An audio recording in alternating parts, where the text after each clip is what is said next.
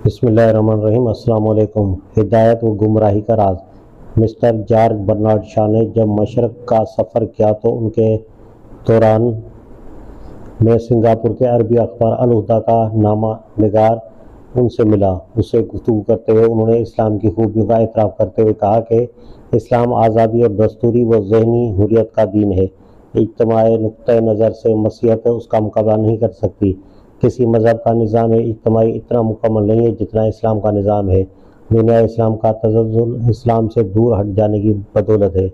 मुसलमान जब सिर्फ इस्लाम की बुनियाद पर जद्दोजहद करेंगे तो आलम इस्लामी का ख्वाब बेदारी से बदल जाएगा। इन ख्यालात के सुनने के बाद नामा निगार ने सवाल किया कि जब आप इस्लाम को अच्छा समझते हैं तो फिर अपने मुसलमान होने का ऐलान क्यों नहीं कर देते। ये एक ऐसा सवाल है जो फितरी तौर पर उन बयानात के बाद पैदा होता है, क्योंकि एक सलीमुल तबा आदमी के लिए किसी चीज़ के एतराफ़ कबह और उनको तर्क कर देने और किसी चीज़ के एतराफ़ हुस्न और उसको कबूल व तस्लीम करने में कोई हद फाजिल हासिल नहीं हो सकती। लेकिन मिस्टर शाह ने जो कुछ जवाब दिया उससे ज़ाहिर होता है कि वो कबूल इस्लाम के लिए तैयार नहीं है, और ऐसा न करने के लिए उनके पास कोई दलील भी नहीं, बल्कि सिर्फ उस चीज़ की कमी थी जिसको शरह सदर कहते हैं। एक मिस्टर शाह ही पर मौकूफ़ नहीं है। बहुत से अहले फ़िक्र व नज़र पहले भी गुजर चुके हैं और अब भी मौजूद हैं जिन्होंने इस्लाम की खूबियों का एतराफ़ किया, उसके दुनियावी या दीनी या दोनों हैसियतों से मुफीद होने का इकरार किया, उसकी तहजीब, उसके निज़ाम इज्तिमाई, उसकी अमली सदाकत और उसकी अमली क़ुव्वत की बरतरी तस्लीम की। मगर जब ईमान लाने और दायरे इस्लाम में दाखिल हो जाने का सवाल सामने आया तो किसी चीज़ ने उनको कदम आगे बढ़ाने से रोक दिया और वो इस्लाम की सरहद पर पहुंचकर ठहर गए। बरअक्स उसके बहुत से आदमी ऐसे भी हो गुजरे हैं जिन्होंने अपनी ज़िंदगी का एक बड़ा हिस्सा इस्लाम की मुखालफत और उसकी दुश्मनी में सर्फ कर दिया, लेकिन उसी मुखालफत के सिलसिले में इस्लाम का मुताला करते हुए हकीकत इस्लाम उन पर मुनकशफ हो गई और इस इंकशाफ के बाद कोई चीज़ उनको ईमान लाने से न रोक सकी। इख्तलाफ और कबूलियत की मुख्तलिफ तवजीह हैं। हकीकत यह है कि हिदायत व ज़लालत गुमराही का राज भी एक अजीब राज है। एक ही बात है जो हज़ारों आदमियों के सामने कही जाती है, मगर कोई उसकी तरफ तवज्जो ही नहीं करता। कोई तवज्जो करता है लेकिन वो उसके पर्दे गोश पर से उचट कर चली जाती है। कोई उसको सुनता और समझता है मगर मानता नहीं। कोई उसकी तारीफ व तहसीन करता है मगर कबूल व तस्लीम नहीं करता, और किसी के दिल में वो घर कर जाती है और वो उसकी सदाकत पर ईमान ले आता है। हमारा शब व रोज़ का मुशाहिदा है कि एक शख्स को बाजार में चोट लगकर गिरते हुए सैकड़ों आदमी देखते हैं। बहुत से उसको मामूली वाक़या समझकर यूं ही बस देखते हुए गुजर जाते हैं। बहुतों के दिल में रहम आता है मगर वो अफसोस करते हुए आगे बढ़ जाते हैं। बहुत से उसका तमाशा देखने के लिए जमा हो जाते हैं, और बाज़ अल्लाह के बंदे ऐसे निकलते हैं जो बढ़कर उसे उठाते हैं, उससे हमदर्दी करते हैं और उसको मदद पहुंचाने की कोशिश करते हैं। इसी तरह एक मुजरिम को पाबाए जंजीर जाते हुए बहुत से आदमी देखते हैं। कोई उसकी तरफ अल्तफात ही नहीं करता, कोई उस पर हकारत की नज़र डालता है, कोई उस पर तरस खाता है, कोई उसकी हंसी उड़ाता है, कोई उसके अंजाम पर खुश होता है, कोई कहता है कि जैसा किया वैसा भरा, और कोई उसके अंजाम से इबरत हासिल करता है और जुर्म से बचने की ख्वाहिश उसके दिल में पैदा हो जाती है। ये तो मुख्तलिफ लोगों की मुख्तलिफ नफ्सी ख्वाहिश, कैफियत व तासरात हैं जिनका इख्तलाफ ज़्यादा ताज्जुब खेज नहीं। उससे बढ़कर अजीब बात यह है कि एक ही शख्स के तासुर और उस पर एक ही चीज़ के असर की नौयत मुख्तलिफ औकात में मुख्तलिफ होती है। वही एक बात है जिसको एक शख्स हज़ारों मरतबा सुनता है और नहीं मानता, मगर एक ऐसा मौका आता है कि यकायक उसके दिल का बंद खुल जाता है। जो बात कान के पर्दे में अटक कर रह जाती है वो सीधी दिल तक पहुंच जाती है, और वो खुद हैरान होता है कि यही बात मैं पहले भी बारहा सुन चुका हूँ, फिर आज ये क्या हो गया कि ये खुद ब खुद दिल में उतरी चली जा रही है। एक ही शख्स को बारहा आफत रसीदा आदमी के देखने का इत्तेफाक होता है और वो उनकी तरफ अल्तफात भी नहीं करता, लेकिन एक मौके पर किसी शख्स की मुसीबत देखकर दफ्तन उसका दिल भर आता है। शकाफत का पर्दा चाक हो जाता है और वो सबसे ज़्यादा हमदर्द, रहीम और नरम दिल बन जाता है। ایک شخص کو اپنی عمر میں بے شمار عبرتناک مناظر دیکھنے کا اتفاق ہوتا ہے، کبھی وہ ان کو تماشا سمجھ کر دیکھتا ہے، کبھی ایک حسرت و افسوس کی نگاہ ڈالتا ہے، اور کبھی ایک معمولی نظر سے اس پر ایسا اثر پڑتا ہے کہ دل پر ایک مستقل نقش بیٹھ جاتا ہے۔ یہی حال ہدایت و ضلالت کا بھی ہے۔ وہی ایک قرآن تھا، وہی ایک اس کی تعلیم تھی، وہی ایک اس کو سنانے والی زبان تھی۔ ابو جہل اور ابو لہب تمام عمر اس کو سنتے رہے، مگر کبھی وہ ان کے کانوں سے آگے نہ بڑھ سکا۔ خدیجہ الکبریٰ، ابو بکر اور علی بن ابی طالب نے سنا اور پہلے ہی لمحے میں اس پر ایمان لے آئے، بغیر اس کے کہ ان کے دل میں شک کا شائبہ بھی گزرتا۔ عمر بن خطاب نے 20 مرتبہ اس کو سنا اور صرف یہی نہیں کہ تسلیم نہ کیا، بلکہ کیوں سنتے رہے، مخالفت اور دشمن ہوتے چلے گئے۔ لیکن ایک مرتبہ انہی کانوں نے اس چیز کو سنا تو کان اور دل کے درمیان جتنی مضبوط دیواریں چنی ہوئی تھیں یکایک منہدم ہو گئیں، اور اس چیز نے ان کے دل میں ایسا اثر کیا کہ ان کی زندگی کی بالکل کایا پلٹ گئی۔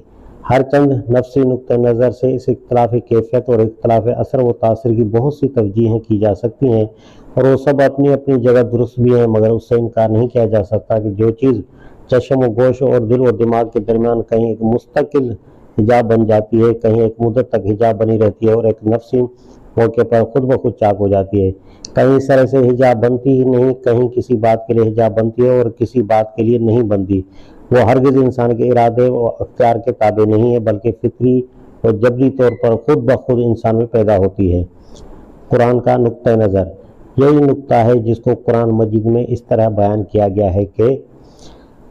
اللہ جس کو ہدایت دینا چاہتا ہے اس کا سینہ اسلام کے لیے کھول دیتا ہے، اور جس کو گمراہ رکھنا چاہتا ہے اس کے سینے کو ایسا تنگ کرتا اور ایسا بھینچتا ہے کہ گویا وہ آسمان پر چڑھا چلا جا رہا ہے۔ یہ طریقہ ہے جس سے ایمان نہ لانے والوں پر اللہ کی طرف سے ناپاکی مسلط کی جاتی ہے۔ الانعام آیت نمبر 125۔ ایک اور موقع پر اس کو یوں ادا کیا گیا کہ اگر خدا چاہتا تو تم سب کو ایک ہی امت بنا دیتا، مگر وہ جس کو چاہتا ہے گمراہ کر دیتا ہے اور جس کو چاہتا ہے ہدایت بخشتا ہے،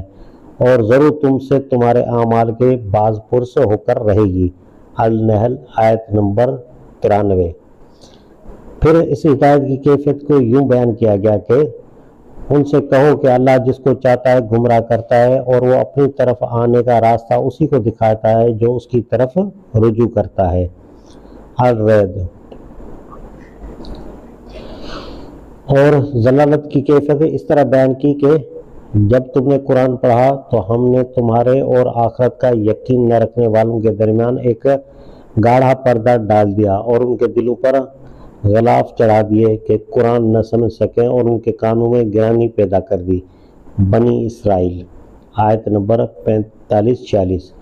ان آیت میں اس فطری کیفیت کو جو ایک حق بات سن کر اسے قبول کر لینے کے لیے اضطراری طور پر دل میں پیدا ہوتی ہے، اور جو آخرکار انسان کو ایمان کی طرف کھینچ لاتی ہے، خدائی ہدایت اور اس کے پیدا ہونے کو شرح صدر سے تعبیر کیا گیا ہے، اور اس ہدایت کے برعکس انسان کے دل میں حق سے انکار اور اعراض کرنے پر آمادگی جو کیفیت پیدا ہوتی ہے، اس کو اللہ کی طرف سے مسلط کی ہوئی گمراہی قرار دیا گیا ہے، اور شرح صدر کے مقابل جو انقباضی کیفیت دل میں پیدا ہوتی ہے اسے ضیق صدر سے تعبیر کیا گیا ہے۔ پھر اس ہدایت و ضلالت اور شرح صدر اور ضیق صدر کے پیدا ہونے کا سبب یہ بتایا ہے کہ انسان جب ایک مرتبہ خدا کی طرف متوجہ ہو جاتا ہے تو اس کو خود بخود وہ راستہ دکھائی دینے لگتا ہے جو اسے سیدھا خدا کی جانب لے جاتا ہے، اور جو شخص سرے سے یہ احساس ہی نہیں رکھتا کہ مجھے کبھی خدا کے حضور میں حاضر ہونا ہے اور اپنے قلب و جوارح کے افعال کا حساب دینا ہے، اس کو لاکھ کوئی شخص کلمہ حق سنائے اور واعظ و تلقین کرے، کوئی بات اس کے دل میں نہیں اترتی اور وہ کسی طرح راہ راست پر نہیں آتا۔ یہاں پھر دو باتیں مل گئی ہیں جن کو الگ الگ سمجھ لینے سے قرآن مجید کے وہ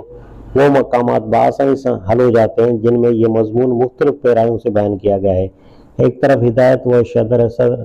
شرح صدر اور ضلال و ضیق صدر کی کیفیت کو اللہ تعالیٰ کی طرف منسوب کیا گیا ہے، دوسری طرف اس ہدایت و شرح صدر کے عطا کرنے کے لیے یہ شرط لگائی ہے کہ انسان خدا کی طرف رجوع اور توجہ کرے، اور ضلالت و ضیق صدر کے متعلق